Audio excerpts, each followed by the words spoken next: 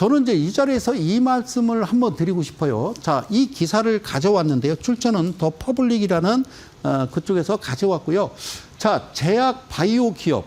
우리가 바이오 저는 개인적인 생각입니다만 지금 알테오젠이라는 종목이요.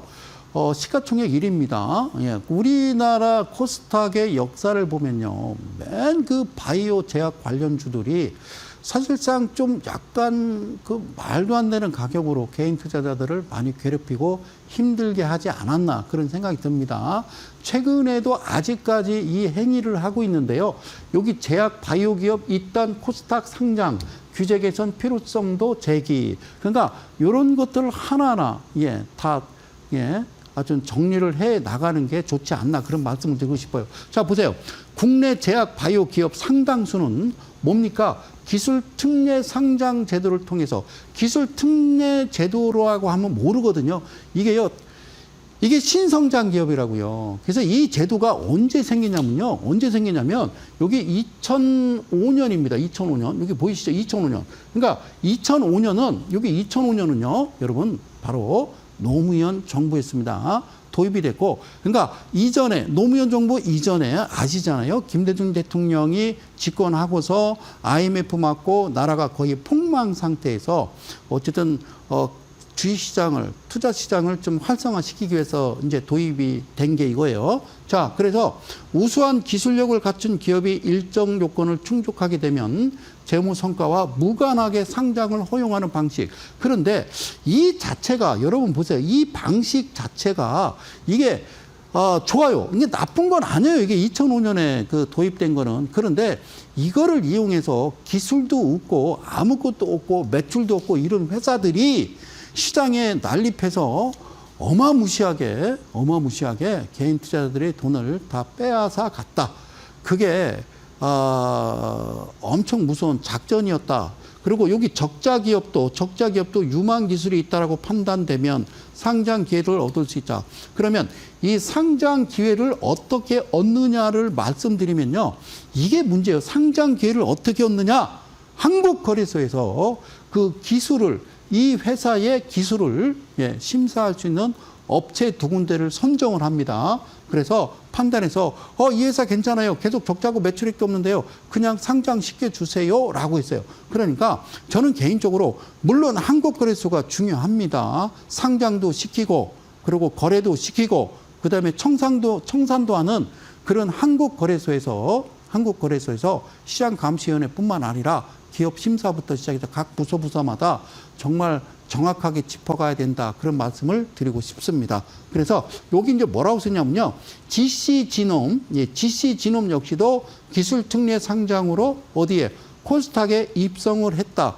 지난 시간에 제가 말씀드렸던 회사입니다. 그래서 기업 데이터 연구소 CEO 스코어에 따르면 2005년부터 2024년까지 기술 특례로 상장한 248개 기업 중에 알테오젠이 가장 큰 시가총액 성장을 기록한 것으로 나타났다. 저는 개인적인 생각에 오해 마세요. 알테오젠은요. 하지 마십시오. 저는 개인적으로 얘기합니다. 저는 이거 안 합니다. 사랑하는 이달리 가족 여러분, 대한민국 개인 투자 여러분, 지금부터 내가 한 그 2달 전인가요? 제가 이 방송을 하면서요, 코스닥 종목 시가총액 1위부터요, 계속 종목을 직접 HTS로 열어서 확인시켜 드린 바가 있습니다. 지금 코스닥부터 특히 코스피도 마찬가지고요. 잘못된 종목들은요, 지금부터 다 솎아내야 됩니다. 그래서 그거를 하나하나 열어보고요. 조사를 하다 보면 진짜 그들한테 부당 이득만 다 취해도요. 우리나라 국민 5,150만 국민들한테 매달 200만 원씩 줘도 남을 만큼 큰 돈일 겁니다. 그래서 저는 이 회사 분명히 제가 방송에서 말씀드렸어요. GC지놈 역시도 기술 특례 상장으로. 그러니까 이런 시국에도 세상이 바뀌었는데도 그런 얘기잖아요. 제 얘기는 그런 얘기입니다. 아셨죠? 자, 그러면 보실게요. 자, 이게 GC지놈이라는 회사입니다. 그래서 어저께인가 그저께 제가 차트를 캡처를 했는데 여기 보실까요? GC지놈은요 코스닥 종목이고 여기에 뭐라고 써 있냐면요. 자, 보세요. 신성장 기업이라고 돼 있어요. 신성장 기업이요. 특례 상장입니다. 이제 신성장 기업은 그만하시라고요. 한국거래소에서 그만 상장을 시켜야 된단 말입니다. 그만하십시오. 그만. 안 됩니다. 지난 3년 반, 4년 동안요. 엄청나게 들어와서요. 말도 안 되는 가격으로요. 정말 정확한 금액은 저는 뭐 모르겠습니다만 아마 아주 수십조가 되지 않나 저는 그런 생각을 해봐요. 자, 신성장 기업. 그러면 누가 뭐래요? 예. 누가 뭐랍니까? 그래서 여기 보면 자, 6월 11일 날, 지난 수요일 날, 예. 지난 수요일 날, 이 회사가 수요일 날 상장한 거예요. 그래서 지난 수요일 날 이 종목을 가지고 이야기했던 겁니다. 이야기. 그래서 이 종목이 15,180원 찍고 바닥권 9,200원 찍고 지금 계속 서서히 조금씩 내려가고 있는데 그러면 이 회사도 한국거래소에서 두 업체를 선정해줬고 이 업체도 결국에는 승인이 나서 상장을 했단 말입니다. 그러니까 기술은 있는데 돈이 없어. 아니, 기술은 있는데 돈이 없으면요. 그 돈은 어떤 펀드를 국가 차원에서 어떤 펀드를 만들든가 해서 그렇게 지원을 해서 그 회사가 봤더니 정말 기술 좋고 돈을 좀 지원해주고 투자해줬더니 이 회사가 뭐 엄청나게 성장을 해서 매출액 대비 영업이익도 좋아지고 이 정도로 한 3년 정도 이어간다라면 그때 코스피든 코스닥에 상장을 시키는 거지. 그래야 개인 투자자들도 이 종목을 보고서 내가 편안하게 매매를 하는 거지. 아니, 무슨 종목이 이렇게 돼가지고. 자, 보세요.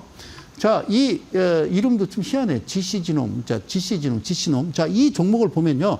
여기, 예. 매출액. 자, 영업이익 보십시오. 영업이익을 보면요. 여기, 0, 적자, 2억, 직전 연도의 적자입니다. 그런데 가장 중요한 건요. BPS라고 그러세요. BPS가 다시 이렇게 BPS가 뭐라고요? 청산가치요. 청산가치. 이거 중요한 겁니다. 청산가치.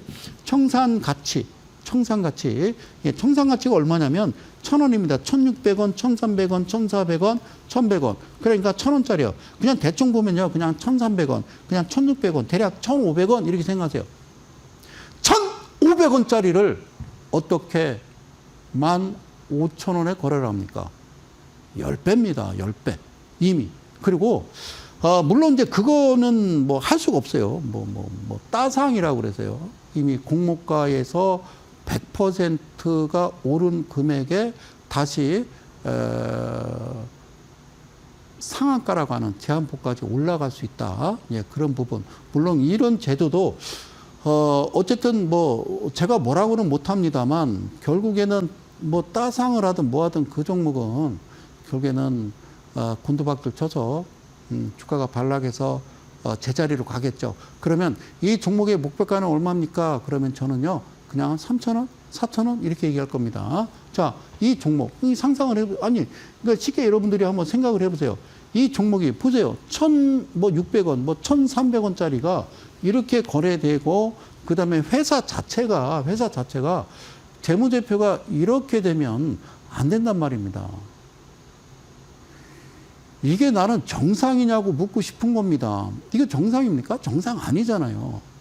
더 웃긴 거는 홀로 이 자리에 서서 여러분들께 홀로 그 누구도 이야기하지 않는 이런 내용들을 가지고 안 됩니다. 그러면 우리나라 증시가 에브리싱 랠리 때 전 세계 모든 나라 증시가 사상 최고가를 찍고 엄청나게 올라갈 때 우리도 약 5,000포인트까지는 올라가야 되는 증시가 우리는 가지 않았다라는 겁니다. 왜 안 갔느냐?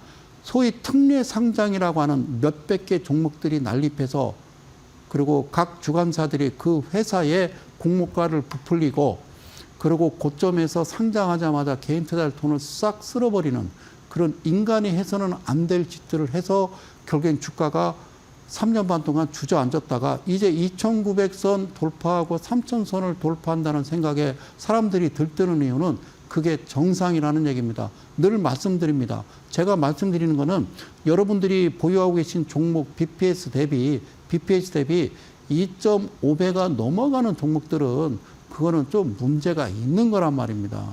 아시겠죠? 그런데 여러분들이 잘 찾아보시면 지금 0.2배, 0.3배 PBR이 이런 종목들이 되게 많다고요. 그래서 이런 종목들은 철저하게 골라내야 되고 그다음에 부당이득 분명히 환수를 해야 됩니다.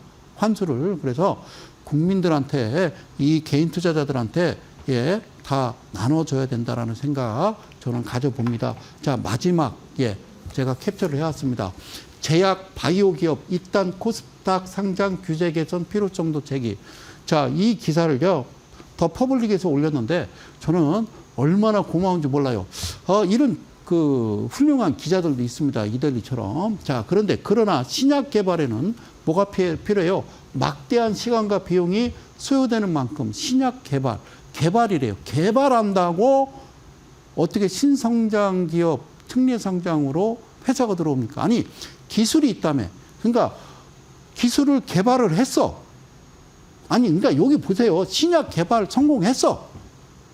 그런데 돈이 없어. 이건 상장시켜도 된다니까요. FDA 승인 났어. 안 납니다, 승인. 그런데 승인 났어. 이제 돈이 없어. 생산만 하면 돼. 이런 회사가 특례 상장이죠. 근데 뭐 한대요? 개발한대요. 뭐를? 5년이든 10년이든 20년이든 계속 개발만 하다가 끝나는 거죠. 끝나는 거잖아요. 그게 지금 이게 셀리버리 아닙니까? 셀리버리하고 파맵신 아닙니까? 그러니까 이 자리에서 제가 대가들의 투자부에서 끝까지 말씀드렸던 게 그거 아닙니까? 아니, 네 돈 갖고 하라고요. 개인 투자자들 돈 뺏지 말고. 그러고서 자기 대주지분 싹 팔고 없어진단 말입니다. 회사가. 그래서 2차 전지도 마찬가지예요. 그랬잖아요. 그러니까 막대한 시간 비용이 소요되는 만큼 기술 특례 상장을 통해서 상장한 무슨 기업? 바이오 기업 중 일부는 상장 폐지되는 사례도 적지 않다. 실제로 올해 파킨슨병 치료제를 뭐 한다? 개발 만든 게 아니라 개발하던 여기 셀리버리 그리고 이중항체 개발사 파맥신 등이 상장 폐지 결정을 받았다. 그러면 지금 이런 바이오 종목들이 지금 아주 수십 개가 있을 텐데 그 종목들은 앞으로 어떻게 될까요? 저는 단호히 얘기합니다. 없어질 겁니다.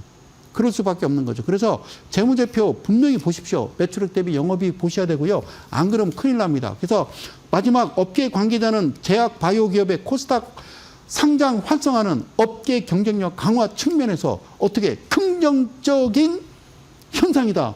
그래서 여기 뭐라고 쓰냐 이렇게 썼어요. 법인세 비용 차감 전 계속 사업 손실 등 상장 규제 개선을 비롯한 규제 해소가 동반돼야 된다라고 강조했어요. 누가? 업계에서는.